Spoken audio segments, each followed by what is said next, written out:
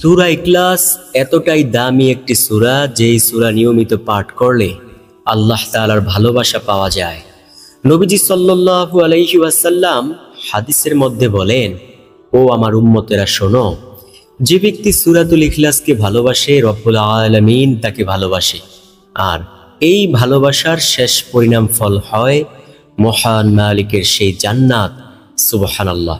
তো প্রিয় দর্শক, আজকের ভিডিওতে আমি সূরাতুল ইখলাসের এমন 6টি আমলের কথা বলবো, যেই 6টি আমল যদি আপনি দৈনন্দিন জীবনে করতে পারেন, ইনশাআল্লাহ আপনার কোনো কিছুর অভাব হবে না ইনশাআল্লাহ। এছাড়াও এমন একটি আমলের কথা বলবো, যে আমল করলে আপনি ধনী হতে পারবেন। তো প্রিয় দর্শক, আমার বিশ্বাস, যে ব্যক্তি আল্লাহ তাআলার ভালোবাসা পেতে চায়, জান্নাত পেতে চায় এবং ধনী হতে চায়, সে আজকের ভিডিওটি অবশ্যই সম্পূর্ণ দেখবে। এইখান থেকে প্রতিটি আমলকে সে সুন্দরভাবে শিখে পরবর্তীতে নিয়মিত এই আমলগুলো করবে। মহান মালিক তাকে অবশ্যই মৃত্যুর পর জান্নাত দান করবেন ইনশাআল্লাহ। কারণ নবী সাল্লাল্লাহু আলাইহি ওয়াসাল্লাম বলেন, যে ব্যক্তি সূরাতুল ইখলাসকে ভালোবাসে রব্বুল আলামিন তাকে ভালোবাসে, আর এই ভালোবাসার শেষ পরিণাম ফল হয় মহান মালিকের সেই জান্নাত। সুবহানাল্লাহ। তো চলুন প্রিয় দর্শক, কোনো কথা না বাড়াইয়া একে একে প্রত্যেকটি আমলের সাথে আপনাদেরকে পরিচয় করিয়ে দেই। 1 নাম্বার যে আমলের কথা বলবো, সে আমলটি হলো সূরাতুল ইখলাসকে ভালোবাসা। নবীজি সাল্লাল্লাহু আলাইহি ওয়াসাল্লামের কাছে এক ব্যক্তি আয়েশা বলল, ইয়া রাসূলুল্লাহ সাল্লাল্লাহু আলাইহি ওয়াসাল্লাম, আমি সূরাতুল ইখলাসকে অনেক বেশি ভালোবাসি। নবী সাল্লাল্লাহু আলাইহি ওয়াসাল্লাম বলেন, তুমি কি এই কথাটুকু তোমার অন্তর থেকে বলেছ? ওই ব্যক্তি বলল, হ্যাঁ ইয়া রাসূলুল্লাহ সাল্লাল্লাহু আলাইহি ওয়াসাল্লাম, আমি অন্তর থেকে কথাটি বলেছি। নবীজি সাল্লাল্লাহু আলাইহি ওয়াসাল্লাম বলেন, যদি তুমি অন্তর থেকে কথাটুকু বলতে পারো, তাহলে জেনে নাও, যে ব্যক্তি সূরাতুল ইখলাসকে ভালোবাসে রব্বুল আলামিন তাকে ভালোবাসে, আর এই ভালোবাসার শেষ পরিণাম ফল হয় মহান মালিকের সেই জান্নাত। সুবহানাল্লাহ, আল্লাহু আকবার। যুদ্ধের ময়দানে নবী সাল্লাল্লাহু আলাইহি ওয়াসাল্লাম এক ব্যক্তিকে নামাজের ইমামতি করার দায়িত্ব দিলেন। ওই ব্যক্তি সবসময় দ্বিতীয় রাকাতে সূরাতুল ইখলাস দিয়ে নামাজ পড়াইতো। এটা অন্যান্য সাহাবে কেরামদের কাছে একটু খারাপ লাগলো। ওই সাহাবে কেরামরা নবীজির দরবারে আয়েশা বলল, ইয়া রাসূলুল্লাহ সাল্লাল্লাহু আলাইহি ওয়াসাল্লাম, আপনার অমুক সাহাবী সবসময় দ্বিতীয় রাকাতে সূরাতুল ইখলাস দিয়ে নামাজ পড়ায়। আচ্ছা, আপনি একটু বললেন তো, তিনি যেন পাল্টিয়ে সূরা দিয়ে নামাজ পড়ান। নবী সাল্লাল্লাহু আলাইহি ওয়াসাল্লাম ওই ব্যক্তিকে ডেকে পাঠালেন, অর্থাৎ নবীজির সামনে ডেকে আনলেন। নবীজির সামনে আসার পর ওই ব্যক্তি বলল, ইয়া রাসূলুল্লাহ সাল্লাল্লাহু আলাইহি ওয়াসাল্লাম, আপনি কি আমাকে ডেকেছেন নবী? নবীজি বললেন, হ্যাঁ, আমি তোমাকে ডেকেছি। ওই ব্যক্তি বলল, কেন ইয়া রাসূলুল্লাহ? নবীজি বললেন, আচ্ছা, আমাকে অমুক সাহাবীরা বলল, তুমি নাকি নামাজের দ্বিতীয় রাকাতে সব সময় সূরাতুল ইখলাস দিয়ে নামাজ পড়াও। এটা কেন করো? আজকের পর থেকে পাল্টিয়ে পাল্টিয়ে সূরা দিয়ে নামাজ পড়াইও। এটা ওনাদের কাছে নাকি শুনতে আর ভালো লাগে না। নবীজির কথা শুনিয়া ওই সাহাবী বলল, ইয়া রাসূলুল্লাহ সাল্লাল্লাহু আলাইহি ওয়াসাল্লাম, এই সূরাতুল ইখলাস আমার কাছে পাঠ করতে ভালো লাগে বিদায় আমি এটা পাঠ করি। নবীজি সাল্লাল্লাহু আলাইহি ওয়াসাল্লাম বলেন, শোনো, তুমি কি কথাটি অন্তর থেকে বলেছ? ওই ব্যক্তি বলল, হ্যাঁ ইয়া রাসূলুল্লাহ সাল্লাল্লাহু আলাইহি ওয়াসাল্লাম, আমি অন্তর থেকে কথাটি বলেছি। নবীজি সাল্লাল্লাহু আলাইহি ওয়াসাল্লাম বলেন, যদি তুমি অন্তর থেকে কথাটুকু বলতে পারো, তাহলে জেনে নাও, যে ব্যক্তি সূরাতুল ইখলাসকে ভালোবাসে রব্বুল আলামিন তাকে ভালোবাসে, আর এই ভালোবাসার শেষ পরিণাম ফল হয় মহান মালিকের সেই জান্নাত। সুবহানাল্লাহ, আল্লাহু আকবার। তো প্রিয় দর্শক, 1 নাম্বার আমল আমরা কি পাইলাম? সূরাতুল ইখলাস যে ব্যক্তি পাঠ করবে মনে প্রাণে ভালোবেসে রব্বুল আলামিন এই পাঠের বরকতে তাকে ভালোবাসবেন, আর এই ভালোবাসার শেষ পরিণাম ফল হবে আল্লাহ তাকে অবশ্যই জান্নাত দান করবেন ইনশাআল্লাহ। তো প্রিয় দর্শক, যদি আল্লাহর জান্নাত পেতে চান, যদি চান আল্লাহ তাআলা আপনাকে ভালোবাসুক, তাহলে অবশ্যই সূরাতুল ইখলাস বেশি বেশি পাঠ করব ইনশাআল্লাহ। কোন জান্নাত আল্লাহ আপনাকে দিবেন জানেন? চলুন সেই জান্নাতের নিয়ামত সম্পর্কে 2টি হাদিস শুনি, তারপর আবার আমরা জানব আরো সেই 5টি আমলের কথা। নবীজি সাল্লাল্লাহু আলাইহি ওয়াসাল্লাম বলেন, জান্নাত এমন এক রত্ন ভাণ্ডার যেইখানে আল্লাহ তাআলার বান্দাবান্দি যা চাইবে আল্লাহ তাকে তাই দান করবেন। সুবহানাল্লাহ। ধরুন আপনি জান্নাতের মধ্যে শুয়ে আছেন, এমন সময় আপনি দেখলেন জান্নাতের আকাশ দিয়ে একটি পাখি উড়ে উড়ে যাচ্ছে। আপনার মনে চাইল, ইস, যদি এই পাখিটিকে খেতে পারতাম। আপনার এই যে মনে চেয়েছে, এই ইস এই বলার সাথে সাথে রব্বুল আলামিন আপনাকে সেই পাখিটিকে ভুনা করিয়া ফেরেশতাদের দ্বারা আপনার সামনে পাঠিয়ে দেবে। ফেরেশতারা স্বর্ণের প্লেটের মধ্যে স্বর্ণের চামচ দিয়ে আপনাকে খাওয়িয়ে দেবে। সেই জান্নাতে কোনো কষ্ট নেই, শুধু সুখ আর শান্তি। দুনিয়াতে গান বাজনার জন্য স্টেজ তৈরি করা হয়, অথবা ইসলামিক লাইনের ওয়াজ মাহফিলের জন্য স্টেজ তৈরি করা হয়। সেইখানে নানান বক্তাগণ কোরআন তিলাওয়াত করে, ওয়াজ করে। আবার জান্নাতের মধ্যেও তেমন একটি স্টেজ তৈরি করা হবে, তবে সেইখানে দুনিয়ার মতো এমন হবে না। সেইখানে হবে আরো দামি দামি আয়োজন। আল্লাহ তাআলা নবী দাউদ আলাইহিস সালামকে সর্বপ্রথম বলবেন, ও নবী দাউদ, তুমি তোমার সুললিত কণ্ঠের দ্বারা এই জাবুর কিতাব তিলাওয়াত করো।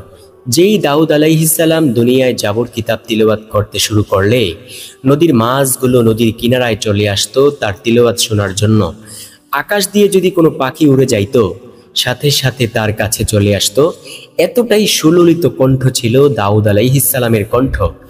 নবী দাউদ আলাইহিস সালামকে যখন রব্বুল আলামিন হুকুম করবেন, ও দাউদ, তুমি তোমার সুললিত কণ্ঠের দ্বারা জাবুর কিতাব তিলাওয়াত করো, নবী দাউদ আলাইহিস সালাম তার সুললিত কণ্ঠের দ্বারা জাবুর কিতাব তিলাওয়াত শুরু করলে মানুষগুলো বেহুশ হয়ে যাবে, এমন সুন্দর কণ্ঠ হবে। এইবার নবী দাউদ আলাইহিস সালামের জাবুর কিতাব তিলাওয়াত শেষ হলে আল্লাহ বলবেন, ও আমার বন্ধু হাবিব মুহাম্মদুর রাসূলুল্লাহ সাল্লাল্লাহু আলাইহি ওয়াসাল্লাম, আপনি আপনার সুললিত কণ্ঠের দ্বারা সূরাতুল ইয়াসিন তিলাওয়াত করেন।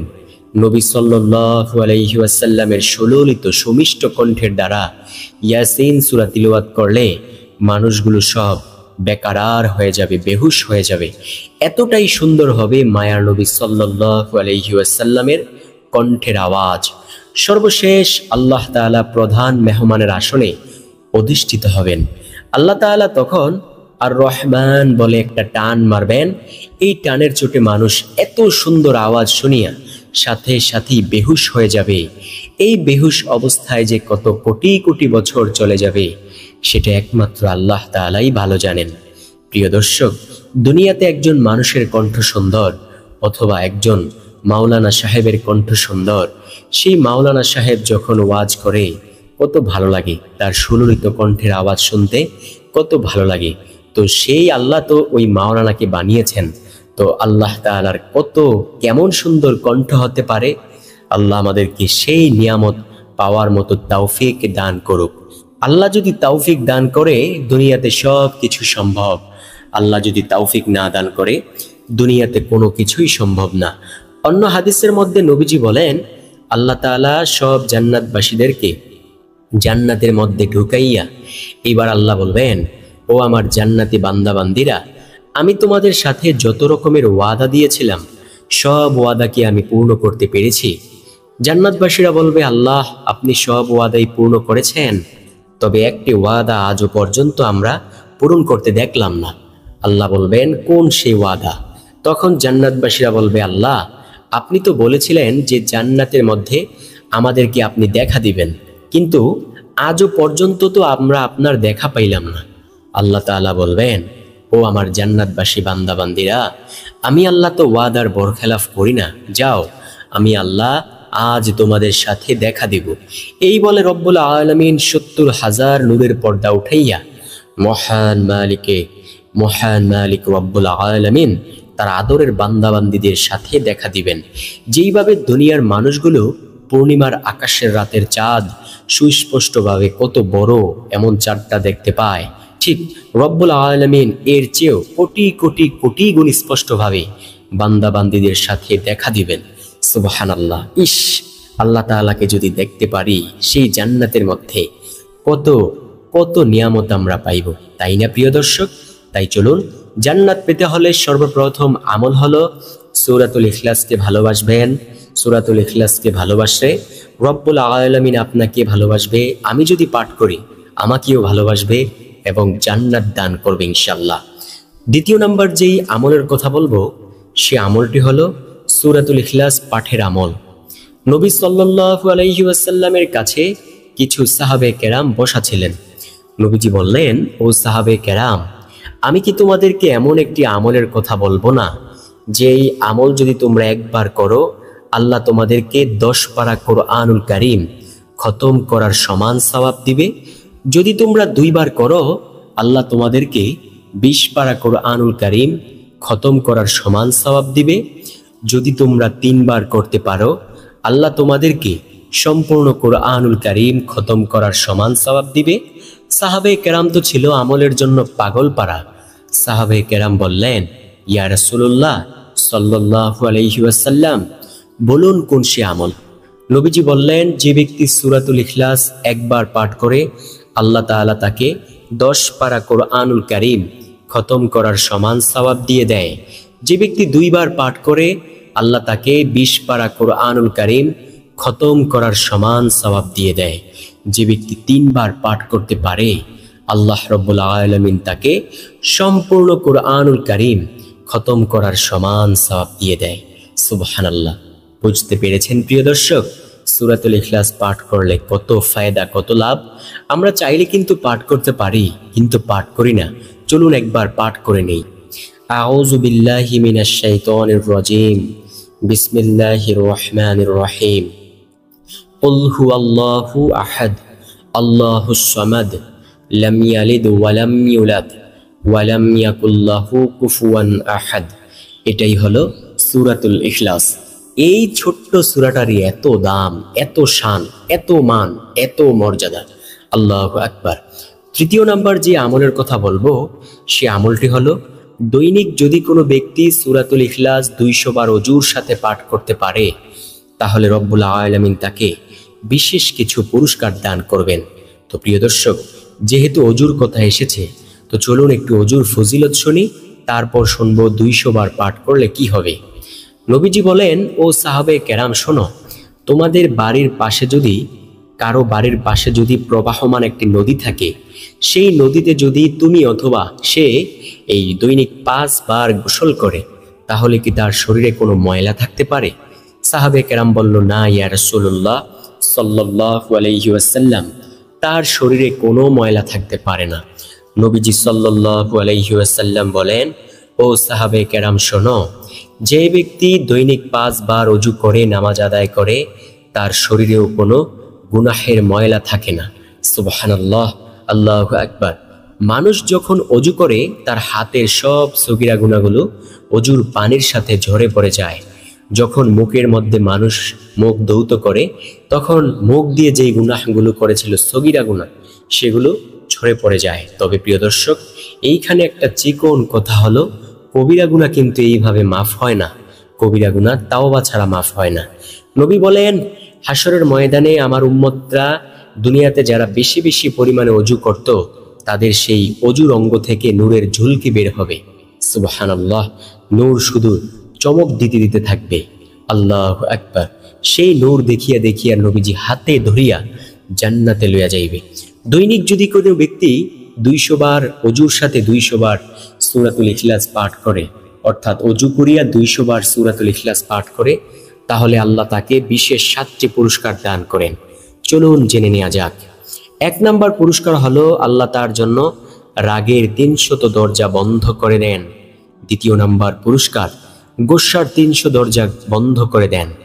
তৃতীয় নাম্বার পুরস্কার, রহমতের 300 দরজা খুলে দেন। চতুর্থ নাম্বার পুরস্কার, রিজিকের 300 দরজা আল্লাহ খুলে দেন। সুবহানাল্লাহ।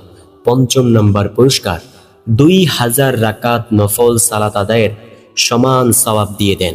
সুবহানাল্লাহ। বুঝতে পেরেছেন প্রিয় দর্শক, 2000 রাকাত নফল সালাত আদায়ের সমান সওয়াব আল্লাহ তাকে দান করে দেন। সুবহানাল্লাহ। ৫ম নাম্বার পুরস্কার, জান্নাতের মধ্যে ৭০টি মহল দান করেন, প্রত্যেক মহলে থাকে ৭০,০০০ দরজা করে। সুবহানাল্লাহ। প্রিয় দর্শক, বুঝতে পেরেছেন কেমন সেই জান্নাতি মহল আল্লাহ আপনাকে দান করবেন। সর্বশেষ নাম্বার যে পুরস্কার, যদি আল্লাহ কবুল করে নেয়, মৃত্যুর পর আপনার জানাজায় হাজারো লাখো ফেরেশতা শরীক হতে পারেন। একটা প্রশ্ন করি, অবশ্যই কমেন্টে সেই উত্তরটা দিয়েন। কারো জানাজায় যদি ফেরেশতারা শরীক হয়, সে কি জান্নাতি হয় নাকি জাহান্নামী হয়? তো আমরা কি জানতে পারলাম? যে ব্যক্তি দৈনিক ২০০ বার অজুর সাথে সূরাতুল ইখলাস পাঠ করবে, সে ব্যক্তি রব্বুল আলামিনের পক্ষ থেকে 7টি পুরস্কার পাবে। ১ নাম্বার পুরস্কার, রাগের ৩০০ দরজা আল্লাহ বন্ধ করে দিবেন। ২য় নাম্বার পুরস্কার, গোস্বার ৩০০ দরজা বন্ধ করে দিবেন। ৩য় নাম্বার পুরস্কার, রিজিকের ৩০০ দরজা খুলে দিবেন। ৪র্থ নাম্বার পুরস্কার, রহমতের ৩০০ দরজা আল্লাহ খুলে দিবেন। ৫ম নাম্বার পুরস্কার, ২০০০ রাকাত নফল সালাত আদায়ের সমান সওয়াব দিবেন। ৬ষ্ঠ নাম্বার পুরস্কার, রব্বুল আলামিন জান্নাতের মধ্যে ৭০টি মহল দান করবেন, প্রত্যেক মহলে থাকবে ৭০,০০০ দরজা। সর্বশেষ নাম্বার পুরস্কার, আল্লাহ যদি কবুল করে নেয়, মৃত্যুর পর হাজারো লাখ ফেরেশতা তার জানাজায় অংশগ্রহণ করবে। তারপরের যে আমলের কথা বলবো, সেই আমলটি হলো সূরাতুল ইখলাসের মাধ্যমে ধনী হওয়ার আমল। নবীজির কাছে এক ব্যক্তি গিয়ে বলল, ইয়া রাসূলুল্লাহ, আমার ঘরে অনেক অভাব। আচ্ছা, আপনি আমাকে এমন একটি আমলের কথা বলুন তো, যে আমল করতে পারলে আমার ঘর থেকে দারিদ্রতা দূর হয়ে যাবে। নবীজি সাল্লাল্লাহু আলাইহি ওয়াসাল্লামের কথা মতো ওই ব্যক্তি শুনল। নবীজি বললেন, শোনো, তোমাকে আমি একটি কথা বলি, যখন তুমি বাড়িতে অথবা ঘরে প্রবেশ করবে, সালাম দিয়ে ঘরে প্রবেশ করিও ও সূরাতুল ইখলাস পাঠ করে ঘরে প্রবেশ করিও। দেখবে এতে করে তোমার ঘর থেকে দারিদ্রতা আল্লাহ দূর করে দেবেন। ওই ব্যক্তি কিছুদিন পর্যন্ত এই আমলটি করার ফলে দেখা গেল যে তার আর কোনো দারিদ্রতা রইল না, অর্থাৎ তার সব দারিদ্রতা আল্লাহ দূর করে দিলেন। সুবহানাল্লাহ, আল্লাহু আকবার। তাই প্রিয় দর্শক, আমরা যারা দারিদ্রতায় ভুগছি, তারা যখন ঘরে প্রবেশ করব, এছাড়াও সব ব্যক্তিরাই যখন ঘরে প্রবেশ করব, সালাম দিয়ে প্রবেশ করব, সূরাতুল ইখলাস পাঠ করে ঘরে প্রবেশ করব, রব্বুল আলামিন আমাদের ঘর থেকে, বাড়ি থেকে অবশ্যই দারিদ্রতা দূর করে দেবেন ইনশাআল্লাহ। প্রিয় দর্শক, দারিদ্রতা অনেক বড় মারাত্মক জিনিস। যে ব্যক্তি দারিদ্রতায় ভুগতেছে, সেই ব্যক্তি বুঝে যে দারিদ্রতার কত জ্বালা। আপনি আমি যদি দারিদ্র থাকি, তাহলে আমাদের সমাজের মধ্যে কোনো মূল্যায়ন থাকবে না। যখন আমরা ধনী হব, সবাই মূল্য দিবে। যখন আপনি দারিদ্র থাকবেন, তখন দেখবেন মানুষের সামনে দাঁড়াইতেও এই লজ্জাবোধ করবেন। ঠিক প্রিয় দর্শক, তো দারিদ্রতা যদি না থাকতে চান, তাহলে সূরাতুল ইখলাস পাঠ করুন। এইভাবে আল্লাহ অবশ্যই দারিদ্রতা দূর করে দেবেন ইনশাআল্লাহ, ইনশাআল্লাহ। সর্বশেষ নাম্বার যেই সূরাতুল ইখলাসের যে আমলের কথা বলবো, সে আমলটিও দামি একটি আমল। কোনো ব্যক্তি যদি শিরকের গুনাহ থেকে বেশি বেশি পরিমাণে বাঁচতে চায়, শুনুন, শিরক কিন্তু বড় মারাত্মক জিনিস। হাশরের মাঠে হাউজে কাউসারের কিনারা থেকে নবী সাল্লাল্লাহু আলাইহি ওয়াসাল্লাম ওই ব্যক্তিদেরকে তাড়িয়ে দিবেন যারা শিরকের গুনাহ করত। নবী যদি হাউজে কাউসারের কিনারা থেকে তাড়িয়ে দেয়, তাহলে আর কিছু করার আছে? প্রিয় দর্শক, যে ব্যক্তি শিরকের গুনাহ থেকে বাঁচতে চায়, সে যেন সূরাতুল ইখলাসকে বেশি বেশি পরিমাণে পাঠ করে। ইনশাআল্লাহ আল্লাহ শিরক থেকে অবশ্যই বাঁচিয়ে রাখবেন ইনশাআল্লাহ। তো আশা করব সূরাতুল ইখলাসের এই 6টি আমল অবশ্যই প্রতিনিয়ত আমরা করব। আল্লাহ আমাদেরকে সেই তৌফিক দান করুক। আল্লাহ যদি তৌফিক দান করে, দুনিয়াতে সকল কিছুই সম্ভব। আল্লাহ যদি তৌফিক না দান করে, দুনিয়াতে কোনো কিছুই সম্ভব না। তো আশা করছি ভিডিওটি আপনাদের কাছে অনেক বেশি উপকারী মনে হবে। যদি উপকারী মনে হয়